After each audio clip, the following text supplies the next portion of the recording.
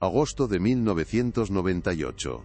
El sol apenas rasgaba la densa neblina que, como un manto pesado, envolvía las cumbres de la Sierra Madre del Sur en Guerrero. La remota aldea de San Juan del Río, un puñado de chozas de adobe y palma aferradas con tenacidad a la ladera, respiraba un silencio ancestral, donde el tiempo parecía haberse detenido.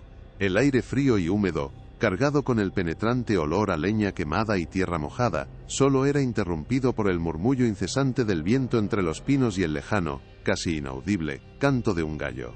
Dentro de una de esas humildes moradas, apenas iluminada por la escasa luz que se filtraba, María, una joven madre de apenas 16 años, acunaba a su recién nacido. Sus ojos, enrojecidos y desprovistos de lágrimas, no reflejaban la alegría esperada de la maternidad, sino un terror silencioso y una profunda resignación que helaba el alma. El pequeño, aún sin nombre, yacía envuelto en un rebozo deshilachado, su diminuto cuerpo revelando una verdad desgarradora. Presentaba deformidades craneofaciales y de las extremidades tan severas que desafiaban cualquier explicación médica racional, una visión que perturbaba la conciencia y la lógica. Este patrón doloroso, esta cruel lotería genética, se repetía con una frecuencia alarmante en aquella comunidad olvidada por el progreso y las instituciones. Aquel nacimiento no era un incidente aislado, una desafortunada coincidencia. Era, en realidad, la punta visible de un inmenso iceberg de dolor silente, de secretos sepultados bajo capas de tierra y tradición, y de un silencio cómplice que se había arraigado por generaciones en el corazón más profundo de Guerrero, lejos de las miradas del mundo exterior. Qué fuerza implacable, qué oscura herencia, condenaba a los niños de San Juan del Río a nacer con tales marcas indelebles. La pregunta flotaba en el aire denso de la sierra, sin encontrar respuesta en las supersticiones ni en los rezos murmurados. Era un misterio que trascendía lo individual, una anomalía que señalaba hacia una tragedia colectiva, profundamente arraigada en la historia y las costumbres de un pueblo marginado. Este rincón de México, bendecido con una belleza natural sobrecogedora, guardaba también cicatrices invisibles, una realidad cruda que se negaba a ser vista o reconocida. ¿Cómo pudo un capítulo tan desgarrador y oscuro pasar desapercibido, ignorado por el resto de la nación durante tanto tiempo, permitiendo que el sufrimiento continuara en las sombras? En el corazón de la Sierra Madre del Sur, la doctora Elena Rojas, una pediatra de 32 años con un alma incansable y raíces paternas en Oaxaca, se encontraba en una brigada de salud rural. El sol de Guerrero, implacable, quemaba la piel mientras ella examinaba a los niños de una comunidad cercana a San Juan del Río. Su idealismo, forjado en la vibrante Ciudad de México, se enfrentaba ahora a una realidad cruda. Fue allí, entre risas infantiles y miradas tímidas, donde se topó con los primeros casos, dos pequeños con deformidades congénitas, severas, inusuales, que no encajaban en los patrones genéticos comunes. Su instinto médico, afinado por años de estudio y vocación, le gritó que aquello no era una simple coincidencia, ni un capricho de la naturaleza. Había algo más, un patrón silencioso y perturbador emergiendo de las profundidades de la sierra. La inquietud se anidó en Elena. Las malformaciones, que incluían labios leporinos, paladares hendidos y extremidades atípicas, eran demasiado específicas y recurrentes para ser atribuidas al azar. Aquello rebasaba la mala fortuna individual, señalaba una problemática de salud pública profundamente arraigada, una tragedia colectiva que se desarrollaba en el aislamiento. La doctora Rojas, acostumbrada a la patología urbana, sentía cómo el aire denso de la sierra le oprimía el pecho, cargado de un misterio doloroso. Su compromiso con la justicia y la salud pública le impedía mirar hacia otro lado. Empezó a hacer preguntas sutiles, a indagar sobre los antecedentes familiares, las uniones dentro de la comunidad, pero las respuestas eran esquivas, envueltas en un velo de evasivas y miradas que rehuían el contacto. Decidida a desentrañar la verdad, Elena dirigió sus pasos hacia San Juan del Río, el epicentro no oficial de aquellos casos. La aldea, con sus chozas de adobe y sus caminos de tierra, parecía resguardar un secreto impenetrable. Pero su llegada no fue bienvenida. Los habitantes, con una mezcla de recelo y abierta hostilidad, levantaron un muro invisible a su alrededor. Fue entonces cuando se encontró con don Pedro, el patrón Morales, el cacique local, un hombre de mirada dura y voz autoritaria. Con un gesto de desdén, le negó el acceso completo a la comunidad, sentenciando que, esos son asuntos internos, problemas de nuestra gente, que no le incumben a los forasteros. La desconfianza ancestral hacia las instituciones, y cualquier figura externa, se materializaba en su figura imponente. La frustración de Helena era palpable, pero su determinación solo crecía ante la resistencia. Mientras el sol se ponía tiñendo los picos de la sierra de tonos rojizos, su mente trabajaba sin descanso. La extrema pobreza, la escasa conectividad, la falta de contacto con el mundo exterior y el patrón recurrente de malformaciones en una comunidad tan endogámica, empezaban a dibujar una hipótesis escalofriante en su mente: la consanguinidad. Aunque la palabra aún no se pronunciaba en voz alta, el peso de la posibilidad era abrumador. Comprendió que este no era solo un problema médico, sino el resultado de un abandono institucional de décadas, de un México que había olvidado a sus comunidades más vulnerables, permitiendo que la tragedia se gestara y perpetuara en la sombra. Helena no se rindió ante la negativa tajante de don Pedro, ni permitió que la hostilidad de San Juan del Río sofocara su convicción. Comprendió que la confrontación directa era inútil, una barrera infranqueable levantada por décadas de desconfianza. Decidió cambiar de estrategia, optando por una aproximación más sutil, casi imperceptible. Se dedicó a observar, a escuchar los susurros del viento entre los pinos y las conversaciones a medias en el mercado improvisado de la aldea, donde las mujeres intercambiaban hierbas y chismes. Buscó rostros, gestos, miradas que pudieran delatar una grieta en el muro de silencio. Su presencia, inicialmente vista con recelo, comenzó a volverse parte del paisaje, una forastera persistente pero inofensiva. Su instinto le decía que la verdad no estaba en los hombres poderosos, sino en las madres, en sus miedos y en la esperanza secreta por sus hijos. Con la sutileza de quien camina sobre brasas, Helena comenzó a indagar sobre don Rafael el Sabio Quintero, el anciano curandero de una comunidad vecina, conocido por su memoria prodigiosa y su conexión con las tradiciones ancestrales. Sabía que él guardaba las historias no escritas, los secretos que los libros de medicina no podían revelar. Tras varios intentos, logró un primer acercamiento. No llegó como doctora, sino como una alumna curiosa, interesada en las propiedades de las plantas medicinales y en el saber antiguo de la sierra. Le habló con respeto, con la humildad de quien busca aprender, no juzgar. Don Rafael, con ojos profundos que habían visto mucho, la recibió con escepticismo, pero la persistencia de Helena, su genuina sed de conocimiento y su paciencia, comenzaron a erosionar la inicial reticencia del viejo. Poco a poco, entre infusiones de hierbas y el crepitar del fuego en su humilde choza, don Rafael empezó a desgranar relatos que iban más allá de la medicina tradicional.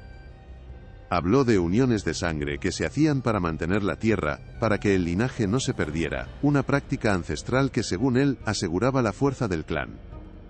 Mencionó también las marcas del destino o castigos de los dioses, que a veces recaían sobre los recién nacidos, interpretaciones místicas de las deformidades.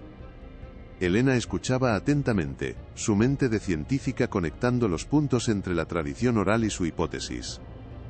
Aquellas historias, veladas por la superstición y el folclore, eran la primera pieza crucial del rompecabezas cultural y social que comenzaba a armar, revelando un patrón de endogamia arraigado en la misma esencia de la comunidad. Con el velo de superstición empezando a levantarse, Helena se atrevió a dar un paso más. Aprovechando una campaña de vacunación improvisada en la periferia de San Juan del Río, logró acercarse a algunas madres con niños que presentaban deformidades. No fue fácil. El miedo, la vergüenza y la desconfianza eran palpables. Pero la desesperación de algunas, la esperanza de una posible cura o alivio para sus pequeños, fue más fuerte. Con promesas de ayuda y la garantía de confidencialidad, Helena consiguió recolectar discretamente algunas muestras de sangre, apenas unas gotas que, para ella, representaban la posibilidad de una voz científica para estos niños olvidados. Cada pinchazo era un acto de fe, una pequeña victoria contra el silencio que había imperado por generaciones en la sierra. Los pequeños viales con las muestras viajaron en secreto hasta un laboratorio en la Ciudad de México. La espera fue angustiosa, pero los resultados no tardaron en llegar, confirmando las sospechas más escalofriantes de Helena. Los análisis genéticos revelaron una alta consanguinidad de primer y segundo grado en los casos estudiados, un patrón que no dejaba lugar a dudas. Las deformidades no eran caprichos del destino, sino la devastadora consecuencia de uniones familiares cercanas. La hipótesis de la endogamia se convertía en una verdad científica innegable. Este descubrimiento, aunque doloroso, inyectó una nueva determinación en Helena. Sabía que tenía en sus manos la prueba irrefutable, pero también era consciente de que esta verdad, una vez revelada, desataría una tormenta en la sierra, un conflicto entre la ciencia y la tradición, entre la vida y el silencio. Con la verdad científica en sus manos, Helena sabía que el siguiente paso era crucial: confrontar el silencio con hechos. Intentó una vez más acercarse a la comunidad de San Juan del Río, llevando consigo un resumen cuidadoso de los resultados genéticos, buscando el momento y el interlocutor adecuados para iniciar un diálogo constructivo. Sin embargo, antes de que pudiera articular una palabra, la figura imponente de don Pedro el patrón Morales se interpuso en su camino, su mirada severa como la piedra de la sierra. Con una voz que no admitía réplica, le advirtió que su intromisión estaba causando revuelo y desasosiego, y que la gente del pueblo no necesitaba problemas de fuera, ni extrañas ideas que cuestionaran sus costumbres ancestrales. Su tono, aunque carente de amenazas explícitas, destilaba una autoridad inquebrantable y un mensaje claro: su presencia y sus descubrimientos no eran bienvenidos. La negativa de don Pedro no era solo una barrera personal, era el reflejo de un muro colectivo, visible en las miradas esquivas y los murmullos distantes de los pocos habitantes que se atrevían a pasar cerca de Helena. La comunidad, bajo la influencia férrea del cacique, parecía cerrar filas, convirtiendo cada camino en un callejón sin salida. La frustración se apoderó de la doctora, sintiendo cómo los años de abandono institucional y el arraigo de las tradiciones ancestrales se materializaban en una resistencia casi insuperable. Sus argumentos científicos, tan irrefutables en un laboratorio, se disolvían en el aire denso de la sierra, incapaces de penetrar el velo de miedo, vergüenza y obediencia que cubría San Juan del Río. La verdad, por muy contundente que fuera, se enfrentaba a una fortaleza inexpugnable de silencio y desconfianza. Helena comprendió entonces que su batalla no era solo contra una enfermedad genética, sino contra una estructura social profundamente arraigada, donde el poder de un solo hombre y el peso de siglos de costumbres podían anular la evidencia más clara. La tensión en el ambiente era palpable, una amenaza silenciosa que se cernía sobre ella cada vez que se aventuraba cerca de la aldea. Las advertencias de don Pedro, aunque veladas, resonaban en su mente. Había líneas invisibles que no debía cruzar, secretos que era mejor dejar enterrados. Esta no era solo una cuestión de salud pública, era un pulso por el control, por la narrativa de un pueblo, y Helena se dio cuenta de que estaba desafiando no solo la ignorancia, sino también intereses y poderes que no estaban dispuestos a ceder. La sierra, tan majestuosa, revelaba ahora su lado más implacable y protector de sus sombras. Helena, a pesar de la inmensa presión de don Pedro y la hostilidad palpable de la comunidad, se negó rotundamente a abandonar a aquellos niños. Comprendió que la confrontación directa era un callejón sin salida, una pared inquebrantable levantada por décadas de desconfianza y abandono. La verdad científica, tan contundente en el laboratorio, se desvanecía ante el peso de las costumbres y el miedo arraigado. Sabía que debía encontrar otra vía, una que conectara con el dolor más profundo de las madres, con esa chispa de esperanza que había vislumbrado en sus miradas, y que la llevara a desenterrar no solo la verdad, sino también la magnitud de la tragedia que la Sierra Madre del Sur había guardado celosamente en sus entrañas. Su determinación, lejos de flaquear, se hizo más férrea. Fue así como Helena buscó nuevamente a don Rafael el Sabio Quintero, esta vez no solo con preguntas, sino con la seriedad de los resultados genéticos en sus manos. Le explicó, con respeto y sin condescendencia, cómo las marcas del destino de las que él hablaba podían ser comprendidas también por la ciencia, como un patrón doloroso que se repetía en la sangre.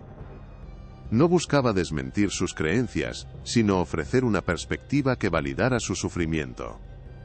La sinceridad de Helena, su genuina preocupación por los pequeños y la irrefutable evidencia, lograron conmover al viejo curandero. Sus ojos, antes velados, se abrieron con una mezcla de pena y una renovada confianza, revelando un secreto aún más macabro. Un testimonio silencioso de la tragedia. Don Rafael, con voz apenas audible y la mirada perdida en el fuego, habló de los angelitos, de aquellos niños que nacían con deformidades tan severas que no sobrevivían, o que eran apartados de la vista de todos, enterrados en secreto, sin un nombre en ningún registro, sin una tumba visible. Con un mapa rudimentario dibujado en la tierra con un palo, le indicó un lugar remoto, oculto entre la densa vegetación y los barrancos, un sitio que solo los lugareños más antiguos conocían. Elena, con el corazón encogido, comprendió que ese era el siguiente paso. Organizó un pequeño equipo discreto, incluyendo a una enfermera local con la que había forjado una relación de confianza, para emprender la búsqueda de aquel lugar olvidado por el tiempo y el mundo. El camino fue arduo y traicionero, a través de veredas apenas marcadas que se perdían entre la maleza y los desfiladeros. Finalmente, guiados por las indicaciones de don Rafael, el equipo de Elena se topó con un claro en el bosque, un lugar que el tiempo y la naturaleza habían intentado reclamar. Allí, bajo la sombra de un viejo ahuehuete, se extendía un cementerio de angelitos. Decenas de pequeños montículos de tierra, apenas diferenciables de las irregularidades del terreno, sin cruces ni inscripciones. Cada uno de esos montículos era un grito silenciado, la prueba irrefutable de la magnitud de la tragedia, un testimonio mudo de vidas borradas, un vacío legal y social, que el Estado jamás había registrado. La vista de aquel cementerio clandestino impactó a Elena hasta lo más profundo de su ser. Era la confirmación visual más devastadora de que su hipótesis no solo era correcta, sino que la situación era mucho más grave de lo que había imaginado. Con la ayuda de la enfermera y un antropólogo forense de la UNAM que había contactado discretamente, documentó meticulosamente el sitio, las pequeñas osamentas y los hallazgos. Cada imagen, cada medición, cada muestra de tierra se convirtió en una pieza más del rompecabezas, en una voz para esos niños olvidados. Sabía que esta evidencia, sumada a los resultados genéticos y al testimonio de don Rafael, era el arma definitiva para confrontar no solo a don Pedro, sino a todo un sistema que había permitido que este horror se perpetuara en la sombra de Guerrero. Con la certeza de su arma definitiva, Elena Rojas no perdió un instante. Se dirigió a la capital del estado, Chilpancingo, buscando a la licenciado Sofía Méndez, en la Secretaría de Salud. El ambiente burocrático, lejos del aire puro de la sierra, contrastaba con la cruda realidad que Elena traía consigo. Presentó los resultados genéticos, detallando la consanguinidad en los niños de San Juan del Río, y luego, con voz firme pero cargada de dolor, desplegó las fotografías del cementerio de angelitos. Las imágenes, mudas pero elocuentes, mostraban las pequeñas osamentas y los montículos anónimos. Sofía, inicialmente escéptica y habituada a reportes inconclusos, sintió cómo la frialdad profesional se desmoronaba ante la magnitud de la tragedia. La evidencia, meticulosamente recopilada, era innegable, golpeando con la fuerza de una verdad que el sistema había ignorado por demasiado tiempo. El impacto de las pruebas y las imágenes fue devastador para Sofía Méndez. La oficina, antes un refugio de papeles y protocolos, se transformó en el epicentro de una crisis inminente. La funcionaria comprendió que aquello no era un problema local que pudiera archivarse. Era un escándalo social y de salud pública de proporciones inimaginables. Un capítulo oscuro que amenazaba con exponer el abandono sistemático de las comunidades indígenas de Guerrero. Las implicaciones políticas y éticas eran abrumadoras. La inacción ya no era una opción.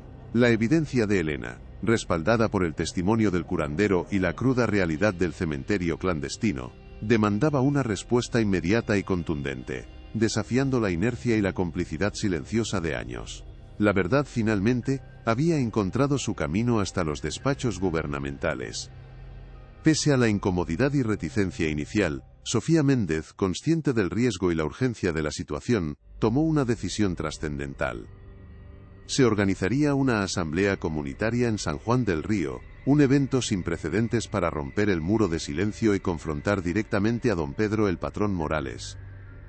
La presencia de Elena Rojas sería fundamental, pero esta vez no estaría sola. La Secretaría de Salud, con el apoyo de otras dependencias y la fuerza pública del comandante Ricardo Solís para garantizar la seguridad, se movilizaría. El vacío legal y social que había permitido la tragedia estaba a punto de ser expuesto. Aquel anuncio, forzado por la innegable verdad, marcaba un giro inesperado que arrastraría a toda una comunidad y sus secretos a la luz pública. La mañana de la asamblea en San Juan del Río amaneció con una tensión que se podía palpar. El comandante Solís, al frente de sus hombres, estableció un perímetro discreto pero firme, una presencia inusual que los habitantes observaban con una mezcla de miedo y curiosidad. Sofía Méndez, con el rostro serio, se situó junto a Elena, quien sentía el peso de todas las miradas clavadas en ella. Don Pedro el patrón Morales, con su figura imponente, esperaba en el centro del improvisado estrado, rodeado por algunos de sus hombres de confianza, su mirada desafiante. El aire estaba cargado de expectación y un silencio ominoso, roto solo por el susurro del viento. Aquel día, la sierra sería testigo de un pulso entre el pasado y un futuro incierto, entre la tradición y una verdad implacable que se negaba a seguir oculta. Con un nudo en el estómago, Elena Rojas tomó la palabra, su voz resonando con una mezcla de nerviosismo y convicción en el gélido aire. Con gráficos sencillos y un lenguaje accesible, comenzó a explicar los resultados de los análisis genéticos, la innegable consanguinidad que unía a las familias afectadas, y cómo esta práctica milenaria era la causa científica de las deformidades. Antes de que pudiera profundizar, don Pedro irrumpió con un grito, su voz grave cortando el ambiente. Mentiras, brujerías de la ciudad. Nuestros hijos son así por la voluntad de los dioses, no por sus papeles y sus invenciones. Su voz autoritaria buscaba sofocar la verdad, apelando a la fe y al desprecio por lo foráneo, intentando reinstaurar el muro de silencio que Elena había logrado vulnerar con tanto esfuerzo. Pero Elena no se amedrentó. Con un gesto, Sofía Méndez proyectó en una tela blanca las imágenes del cementerio de angelitos. El público, que hasta entonces había mantenido una fachada de indiferencia o desafío, se quedó mudo. Las fotografías, crudas y desgarradoras, mostraban los pequeños montículos, las osamentas diminutas que la tierra había guardado en secreto. Un murmullo de consternación recorrió la multitud, algunas mujeres se llevaron las manos a la boca, otras bajaron la mirada, sus ojos revelando un dolor largamente reprimido. La negación de don Pedro flaqueaba ante la evidencia visual, ante la prueba tangible de un horror que había sido convenientemente olvidado o ignorado. Aquellas imágenes no eran papeles ni invenciones, eran la vida y la muerte, la verdad más cruel que la sierra había escondido. Don Pedro, viendo cómo su autoridad se resquebrajaba, intentó recuperar el control con una furia contenida. «Esto es una ofensa. Una falta de respeto a nuestros muertos.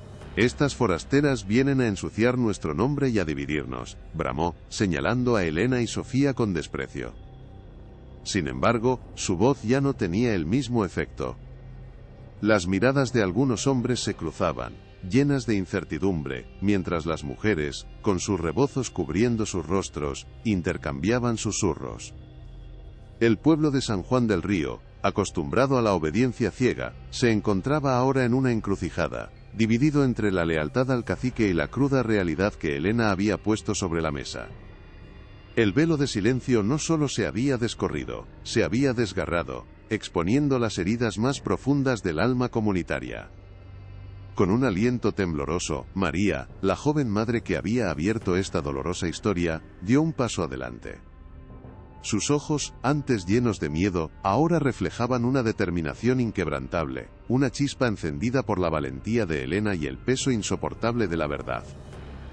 Don Pedro, al verla, frunció el ceño con desprecio, intentando intimidarla con su mirada pétrea, pero la joven ya no era la misma. Había encontrado una voz, en medio del clamor de la asamblea, una voz que clamaba justicia para su hijo, y para todos los angelitos silenciados. El ambiente se hizo aún más denso, cargado con la expectativa de una confesión que se sentía inminente, una que rompería con años de silencio y dolor oculto. La comunidad entera contuvo la respiración, sabiendo que estaban a punto de presenciar un quiebre histórico, un antes y un después para San Juan del Río. Este acto de valentía, pequeño en su origen, prometía una onda expansiva de consecuencias inimaginables.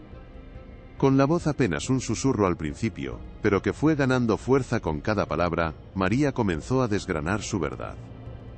Habló de su esposo, quien era también su tío, una unión arreglada desde la infancia, una costumbre que se había perpetuado por generaciones para mantener la tierra y la sangre dentro de la familia. Pero la revelación más desgarradora llegó cuando, con lágrimas rodando por sus mejillas, confesó que el padre de su hijo recién nacido era, en realidad, su propio abuelo, el mismo hombre que era padre de su esposo. Un grito ahogado se escuchó entre la multitud. La verdad, cruda y brutal, golpeó a todos con la fuerza de un rayo. Los murmullos cesaron, reemplazados por un silencio sepulcral, solo roto por el llanto de alguna mujer o el jadeo de incredulidad. El incesto generacional, la fuerza implacable que condenaba a sus hijos, ya no era una hipótesis científica, era una dolorosa realidad confesada, un secreto a voces que por fin se atrevía a salir a la luz en la plaza del pueblo. La revelación de María fue el golpe final para la autoridad de don Pedro. Su rostro, antes inquebrantable, se descompuso en una mezcla de rabia impotente y vergüenza. El cacique, acostumbrado a controlar cada faceta de la vida en San Juan del Río, vio cómo su poder se desmoronaba ante la verdad descarnada que una joven madre había osado pronunciar. La comunidad, fracturada y en shock, no podía negar más lo evidente. Las marcas del destino y los castigos de los dioses se revelaban como la devastadora herencia de una práctica ancestral, perpetuada por el aislamiento, el machismo y la ignorancia. La pregunta inicial, aquella que flotaba en el aire denso de la sierra, había encontrado su respuesta en el desgarrador testimonio de María. El velo de silencio no solo se había descorrido, se había hecho añicos, dejando al descubierto no solo el sufrimiento de los niños, sino también la complicidad de un sistema que había permitido que esta tragedia se gestara y perpetuara en las sombras de Guerrero. La confesión de María fue el catalizador que San Juan del Río necesitaba para romper con siglos de silencio. La autoridad de don Pedro el patrón Morales se desmoronó por completo ante la verdad desvelada. La Secretaría de Salud, liderada por Sofía Méndez, inició de inmediato un programa integral de salud, educación sexual y apoyo psicológico. El comandante Solís, por su parte, abrió una investigación formal sobre las uniones consanguíneas forzadas y el encubrimiento de los angelitos, sentando las bases para acciones legales que, aunque complejas por el arraigo cultural, buscaban justicia. La comunidad, aunque herida y expuesta, comenzó un doloroso proceso de diálogo y confrontación con sus propias costumbres, un primer paso hacia la sanación. El vacío legal y social se hizo visible para el Estado, que ya no podía ignorar la tragedia. El legado de la doctora Elena Rojas en San Juan del Río trascendió la medicina. Su valentía no solo reveló una verdad incómoda, sino que inició un cambio cultural profundo. Se establecieron brigadas médicas permanentes, programas de alfabetización y talleres sobre salud reproductiva y derechos humanos, especialmente dirigidos a las mujeres. Aunque el camino sería largo, la semilla del conocimiento y la libertad se había sembrado. Los niños con deformidades empezaron a recibir atención médica especializada, y se creó un registro oficial para cada nacimiento y defunción, asegurando que ningún angelito más fuera olvidado en el anonimato. La historia de San Juan del Río se convirtió en un doloroso recordatorio de la deuda histórica de México con sus comunidades más vulnerables, impulsando una mayor atención a la erradicación de la pobreza extrema y el aislamiento. La historia de San Juan del Río nos recuerda que la verdad, por dolorosa que sea, es el único camino hacia la justicia y la sanación. Elena, María y don Rafael se convirtieron en voces de un pueblo que había sufrido en silencio, demostrando que incluso en los rincones más olvidados de la sierra, la esperanza puede florecer. Este caso expuso no solo las consecuencias devastadoras de la endogamia, sino también la urgencia de proteger a nuestras comunidades indígenas del abandono y la ignorancia. Si este impactante relato te ha conmovido y crees en la importancia de dar voz a los que no la tienen, dale me gusta a este video, suscríbete a nuestro canal y no te pierdas nuestra próxima investigación, tan reveladora como esta.